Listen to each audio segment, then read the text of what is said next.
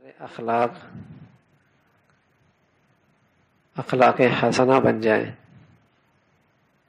اور ان سے وہ نتائج اور ثمرات نصیب ہوں جو اللہ کے رسول نے بتائے، تو اس میں ایک بنیادی چیز ہے کہ یہ ہر عمل اخلاص اور للہیت کی بنیاد پر ہو۔ یعنی یوں سمجھیے کہ اخلاقی زندگی کی تکمیل اخلاص سے ہوتی ہے، اخلاص اور للہیت۔ ہمدردی ہے، ایثار ہے، محبت کر رہا ہے، احسان کر رہا ہے، نرمی دکھا رہا ہے، تواضع کر رہا ہے، امانت اور دیانت کا معاملہ کر رہا ہے۔ اگر اس کے اندر خلوص ہے اللہ کی خاطر، للہیت، تب تو وہ اللہ کے یہاں قبول ہے، پھر تو اس کی تاثیر زندگیوں میں ہوگی۔ تحادو تحابو، ہدیہ دو محبتیں بڑھیں گی۔ آپ بھی دیکھتے ہیں اگر کوئی شخص آپ کے ساتھ معاملہ کر رہا ہے خدمت کا، لیکن آپ کو کسی ذرائع سے معلوم ہو گیا کہ اس کا مفاد ہے، کوئی کام نکلوانا چاہتا ہے، فلاں کام کروانا چاہتا ہے، اس کی کوئی غرض ہے میرے سے، تو میرے دل کے اندر اس کی عظمت ختم ہو جائے گی۔ چاپلوسی ہی کر رہا ہے، اپنی سفارش چاہتا ہے، کوئی کام نکلوانا چاہتا ہے۔ تو اسی طرح اللہ کا معاملہ ہے، اگر بندے کے دل میں خلوص نہیں ہے، ہمارے اور اللہ میں فرق یہ ہے کہ ہم لوگوں کے دلوں کے بھیدوں سے واقف نہیں، اللہ لوگوں کے دلوں کے بھیدوں سے بھی واقف ہے۔ کیوں کر رہا ہے؟ کیوں کر رہا؟ تو نبی کہہ گئے تحادو تحابو، ہدیہ دو محبتیں بڑھیں گی۔ لیکن ہم خاندانوں میں دیکھتے ہیں ہدیے خوب چل رہے ہیں آج کل، لیکن محبتیں نہیں بڑھ رہی، اس لیے کہ ان ہدیوں میں اخلاص نہیں ہوتا۔ وہاں نیوتا چلتا ہے، رسم چلتی ہے، رسم چلتی ہے، اس نے ہمارے ہاں یوں کیا، ہم نے یوں کیا، بلکہ ان ہدیوں سے شکایتیں بڑھتی ہیں، نفرتیں بڑھتی ہیں، اختلاف بڑھتا ہے۔ ہدیہ جس سے محبت بڑھتی، جس کی تاثیر محبت ہے، تحادو تحابو، نبی نے کہا ہے نا، تحادو تحابو، ہدیہ دو گے محبتیں بڑھیں گی۔ وہ ہدیہ وہ جس میں خلوص ہوگا، اخلاص۔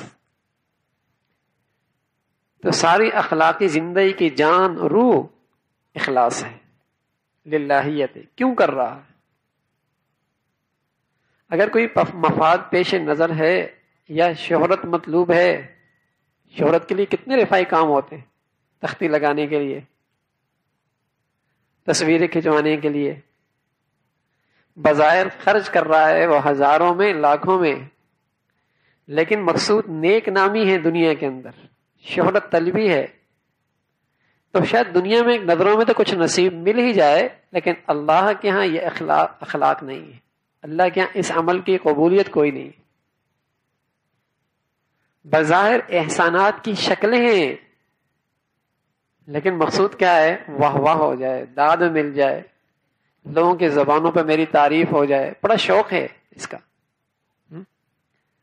تو سب کچھ کر رہا، لیکن یہ اللہ کی نظر میں احسان نہیں ہے۔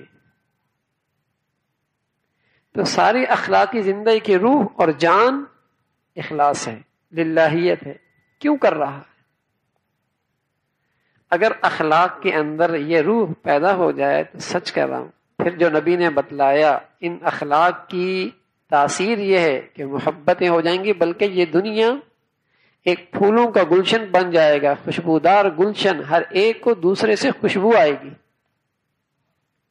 ہر ایک کو دوسرے سے راحت مل جائے گی، سکون مل جائے گا۔ لیکن خلوص ہو، للہیت ہو، کہ یہ اللہ کے لیے دے رہا ہے، اللہ کے لیے ہمدردی کر رہا ہے، اللہ کے لیے جھک رہا ہے، اللہ کے لیے میٹھے بول بول رہا ہے۔ اب جہاں طاقتور ہے وہاں تو میری زبان پہ میٹھے بول آ جاتے ہیں، اور جہاں کمزور ہے وہاں میرے آگ پہ انگارے آ جاتے ہیں، یہ بد اخلاق آدمی ہے۔ جہاں میرا مفادات ہے وہاں تو میرے اندر عاجزی ہے، اور جہاں کسی سے میرے مفاد وابستہ نہیں وہاں تکبر ہے، بد اخلاق آدمی ہے۔ خلوص نہیں ہے اس کے اندر، یہ اخلاق نہیں ہے۔ تو پیارے نبی علیہ الصلوۃ والسلام نے اخلاقی زندگی کی جو تکمیل فرمائی وہ اخلاص سے فرمائی، کہ اخلاص کی صفت خوبی پیدا ہو جائے، للہیت پیدا ہو جائے۔